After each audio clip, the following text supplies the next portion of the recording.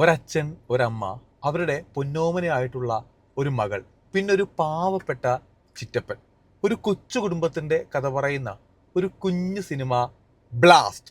എൻ്റെ പൊന്നു മക്കളെ, ഈ സിനിമ നിങ്ങൾ തിയേറ്ററിൽ പോയി കണ്ടില്ല എന്നുണ്ടെങ്കിൽ വൻ നഷ്ടമാണ്. അമ്മാതിരി കിഡിലോസ്കി പടം. തിയേറ്റർ എക്സ്പീരിയൻസ് എന്ന് പറഞ്ഞു കഴിഞ്ഞാൽ പീക്കാണ്. ഞാൻ ഈ ഒരു സിനിമ തിയേറ്ററിൽ പോയി കണ്ടപ്പോഴത്തേക്ക് എനിക്ക് സത്യം പറഞ്ഞു കഴിഞ്ഞാൽ ഭയങ്കര സാറ്റിസ്ഫാക്ഷൻ. എന്ന് വെച്ചാൽ നമ്മൾ എന്താണോ പ്രതീക്ഷിച്ച് പോകുന്നത്, ഇപ്പൊ നമ്മൾ തമാശയായിട്ട് പറയുമല്ലോ, കഞ്ഞ് പ്രതീക്ഷിച്ച് പോയി ബിരിയാണി കിട്ടിയെന്ന് പറഞ്ഞ പോലെ ഇതൊരുമാതിരി ഒരു ചെമ്പ് ബിരിയാണി കിട്ടിയ അവസ്ഥയായി പോയി. നമ്മുടെ ആക്ഷൻ കിങ് അർജുൻ, ക്യുഡുലൻ പെർഫോമൻസ് എന്ന് വെച്ച് കഴിഞ്ഞാൽ കുറെ നാൾക്ക് ശേഷം ആ പേരങ്ങ് അനർത്ഥമാക്കി. ആക്ഷൻ കിങ് അഭിനയിച്ച എല്ലാരും എന്ന് വെച്ച് കഴിഞ്ഞാൽ ഈ ഒരു കുടുംബം, ആ കുടുംബം മതിയല്ലോ പൊളിച്ചടുക്കാനായിട്ട്. ഇതിലൊരു തമിഴ് സിനിമ കൈൻഡ് ഓഫ് പരിപാടി ആയിട്ടല്ല. എന്ന് വെച്ചാൽ നമ്മൾ ഈ ചില ഇംഗ്ലീഷ് സിനിമ കാണുന്ന പോലെ, അല്ലെങ്കിൽ നമ്മളൊരു ആക്ഷൻ കൊറിയൻ പടം കാണുന്ന പോലെ ഒരു ഒരു ഒരു പക്ക എന്റർടൈൻമെന്റ് ആക്ഷൻ പടം. എന്റെ പൊന്നു, ഇടി എന്നൊക്കെ വെച്ച് കഴിഞ്ഞാൽ ഈ സിനിമയുടെ ട്രെയിലർ കണ്ടു കഴിഞ്ഞാൽ നിങ്ങൾക്ക് ഏകദേശം ഒരു ഐഡിയ കിട്ടും, എന്താണ് സിനിമ എന്നുള്ളൊരു ഐഡിയ കിട്ടും. ആ ആ ട്രെയിലറിന്റെ ഒരു ഒരു ഒരു പക്ക പീക്ക് വേർഷനാണ് ഈ ഒരു സിനിമ എന്ന് പറഞ്ഞു കഴിഞ്ഞാൽ. അഭിരാമി ആയിക്കോട്ടെ, പ്രീതി ആയിക്കോട്ടെ, അർജുൻ ആയിക്കോട്ടെ, ഇനി ഇവരുടെ ചിറ്റപ്പനോട് അഭിനയിച്ച് വിവേക് ആയിക്കോട്ടെ, എല്ലാവരും. പിന്നെ നമ്മുടെ തമിഴ്നാടൻ അർജുൻ ദാസ് ഉണ്ടല്ലോ, അർജുൻ ദാസിനെ പോലെ ഇവിടെ വേറൊരു അർജുനുണ്ട്, അർജുൻ ചിദംബരം. അവൻ വില്ലനാണ്. എന്റെ പൊന്നോ, ഇവനെന്ത് കിടു വില്ലനാണ്. നമ്മൾ ആദ്യം ഓർക്കും ഇവനെന്താ ചെയ്യാൻ വേണ്ടി പോണേ. അതായത് ഈ സിനിമയുടെ ഒരു പ്ലോട്ട് ട്രെയിലർ നമുക്ക് വളരെ വ്യക്തമാണ്. അതായത് ഒരു ഫാമിലി, അവർക്കെതിരെ ഒരു കോർപ്പറേറ്റ് കമ്പനി വരുന്നു. അപ്പൊ അതിനെതിരെ ഈ ഒരു ഫാമിലി ഫൈറ്റ് ചെയ്യുന്നു. ഇത് സത്യം പറഞ്ഞു കഴിഞ്ഞാൽ നമ്മുടെ ദൃശ്യത്തിലെ ജോർജ് കുട്ടിയുടെ വേറൊരു വേർഷനാണ് ഇതിനകത്ത് അർജുന്റെ കഥാപാത്രം എന്ന് പറഞ്ഞു കഴിഞ്ഞാൽ. അതൊരു കരാട്ട മാസ്റ്ററാണ്. ഇങ്ങനെയുണ്ടൊരു കുടുംബം. ആ കുടുംബത്തിലെ എല്ലാവരും എന്ന് വെച്ച് കഴിഞ്ഞാൽ ഒന്നിനൊന്നും പൊളി കുടുംബം. അതായത് നമ്മളിതിനകത്തെ ഈ പടം ഇങ്ങനെ കാണുമ്പോഴത്തേക്കും ഓരോരുത്തരുടെ പെർഫോമൻസ്, ഞാൻ പറഞ്ഞല്ലോ, ഇപ്പോൾ അർജുന്റെ പെർഫോമൻസ് കഴിയുമ്പോഴത്തേക്ക് അഭിരാമിയുടെ പെർഫോമൻസ്, പ്രീതിയുടെ പെർഫോമൻസ്, ഈ നമ്മുടെ മാമന്റെ പെർഫോമൻസ്, ഇതിങ്ങനെ പൂന്ത് വിളയാടിയാണ്. എല്ലാവർക്കും സ്പേസ് കൊടുത്ത് പോയിട്ടുണ്ട്. പടത്തിന്റെ ഒരു തീം എന്ന് പറഞ്ഞു കഴിഞ്ഞാലും വളരെ ലൈറ്റ് ആയിട്ടുള്ള തീമാണ്, നമ്മൾ കണ്ട് ശീലിച്ചിട്ടുള്ള തീമാണ്. പക്ഷെ ഇത് ഇവരെടുത്ത് വെച്ചേക്കുന്ന ഒരു ഒരു ഒരു സ്റ്റൈലുണ്ട്. അതായത് ഗൂസ് ബംസ് വരേണ്ട സ്ഥലത്ത് കറക്റ്റ് മീറ്റർ പിടിച്ചിട്ടുണ്ട്. നമ്മൾ തിയേറ്ററിൽ പോയി കാണുന്ന സമയത്ത് നമുക്ക് എന്തൊക്കെയാണ് ഒരു പടത്തിൽ നിന്ന് വേണ്ടത് അതെല്ലാം കൃത്യമായിട്ട് തന്നെ കിട്ടുന്നുണ്ട്. നമ്മുടെ രവി ബസൂറാണ് ഇതിന്റെ മ്യൂസിക് ചെയ്തിരിക്കുന്നത്. പുള്ളി കത്തിച്ചെന്ന് വെച്ച് കഴിഞ്ഞാൽ അന്യായം. അതായത് അർജുൻ തന്നെ പറഞ്ഞ ആക്ഷൻ കിങ് എന്ന് പറയുന്ന പേര് പിന്നെ പറയേണ്ട ആവശ്യമില്ല. പുള്ളിയുടെ ഫൈറ്റിനെ പറ്റി ഞാൻ പറഞ്ഞു കഴിഞ്ഞാൽ ക്ലീശയാണ്.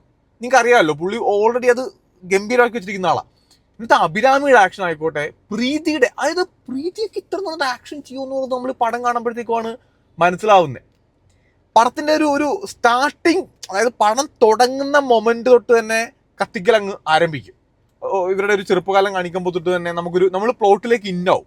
പിന്നെ പടത്തിന്റെ ഇപ്പോൾ ഞാൻ നേരത്തെ പറഞ്ഞ പോലെ പടത്തിലെ കുറച്ച് വില്ലന്മാരുണ്ട്. നമ്മുടെ ജോൺ കൊക്കൻ ഒരു വില്ലനാണ്. പുള്ളി അറിയാലോ, പുള്ളി മുമ്പ് നമ്മുടെ മലയാള സിനിമയിലൊക്കെ അഭിനയിച്ചിട്ടുള്ള ആളാണ്.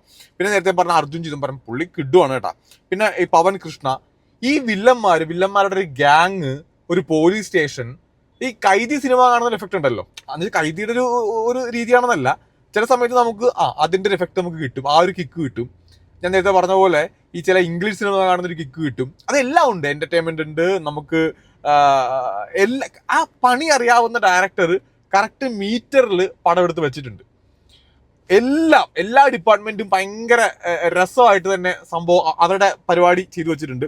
എടുത്തു പറയേണ്ടത് ഈ പടത്തിന്റെ ഡയറക്ടറാണ്, നമ്മുടെ സുഭാഷ് കെ രാജ്. പയ്യനാണ് അവൻ. എന്ത് പൊളിയായിട്ടാണ് പടം എഴുതി ഡയറക്ട് ചെയ്തിരിക്കുന്നത്. ഇപ്പോൾ അർജുനെയൊക്കെ പോലെ ഉള്ള കുറെ ആൾക്കേഷമാണ് പുള്ളിനെ നമ്മൾ നല്ലൊരു പുള്ളിയുടെ ഒരു സിനിമ തിയേറ്ററിൽ വരുന്നത്. പുള്ളി അങ്ങനെ ഇപ്പോൾ ഒറ്റയ്ക്ക് അഭിനയിക്കുന്ന സിനിമയൊന്നും വലുതായിട്ട് ക്ലിക്ക് ആവാറില്ല. പക്ഷെ ഈ സാധനം നമുക്ക് പ്രേക്ഷകർക്ക് എന്താണോ വേണ്ടത് അത് അറിഞ്ഞ് വിളമ്പി അങ്ങോട്ട് തന്നിട്ടുണ്ട്. ഇന്റർവെൽ പരിപാടിയൊക്കെ ഉണ്ട്, അതൊക്കെ ഭയങ്കര പീക്ക് സാധനമാണ്. അതായത് ഞാനത് പറഞ്ഞാൽ സ്പോയിലർ ആയിപ്പോ, ഈ വില്ലന്മാരും നമ്മുടെ ഈ നായകന്റെയും കുടുംബവുമായിട്ട് കണക്ട് ചെയ്യുന്ന കുറച്ച് പരിപാടീസ് ഉണ്ട്. ഈ കണക്ഷൻ വന്നു കഴിയുമ്പോൾ നമ്മൾ ആലോചിക്കും, ഇതെങ്ങനെ കണക്ട് ചെയ്യും എന്നിങ്ങനെ കുറച്ച് സമയം നമ്മൾ ആലോചിക്കും. കാരണം നമുക്ക് നോക്കുമ്പോൾ രണ്ട് കഥ പോലെ ഫീൽ ചെയ്യും. ഒന്ന് വില്ലന്റെ കുടുംബത്തിന്റെ കഥ പോലെ ഫീൽ ചെയ്യും. പിന്നെ നായകന്റെ വില്ലന്റെ ഒരു സ്റ്റോറി, വില്ലന്റെ സ്റ്റോറി പോകുന്നു, അപ്പുറത്തെ നായകന്റെ ഒരു സ്റ്റോറി പോകുന്നു. അപ്പൊ ഇതെങ്ങനെ കണക്ട് ആവും നമ്മൾ ആലോചിക്കും. പക്ഷെ അത് കണക്ട് ആയി കഴിയുമ്പോൾ, പ്രത്യേകിച്ച് ഇന്റർവെല്ലിനൊരു സംഭവം ഉണ്ട്, അവിടെ തൊട്ട് പടം അങ്ങോട്ടൊരു കയറ്റമുണ്ട്. പൊളി പൊളിന്ന് വെച്ച പടം അങ്ങ് നമ്മൾ തിയേറ്ററിൽ കണ്ട് വിസിലടിച്ച് കൈകൊട്ടി ഗൂസ് ബംസ് അടിച്ച് നമുക്കങ്ങ് ആഘോഷിക്കാനായിട്ടുള്ള എല്ലാ സാധനവും ഈ പടത്തിനകത്തുണ്ട്. നിങ്ങൾ ഈ സിനിമ തിയേറ്ററിൽ മിസ് ചെയ്ത് കഴിഞ്ഞാൽ one of the best action movie recent നമ്മൾ മിസ് ചെയ്യുക. സത്യം പറഞ്ഞാൽ അത് കണ്ടപ്പോൾ ആലോചിച്ചു, മലയാളത്തിൽ ഇതേപോലൊരു സാധനം വേണം. നമ്മുടെ ലാലേട്ടനൊക്കെ വെച്ചിട്ട് ഇതേപോലത്തെ ഒരു ഞെരിപ്പയറ്റം അങ്ങ് പിടക്കണം ആരെങ്കിലും. കാരണം സാധനം ഉണ്ട്, സംഭവം ഇருக்கு. നമുക്ക് തിയേറ്ററിൽ ഇരുന്ന് പൂന്ത് വിളയാനുള്ള സംഭവം ഇതിനകത്ത് ഉണ്ട്.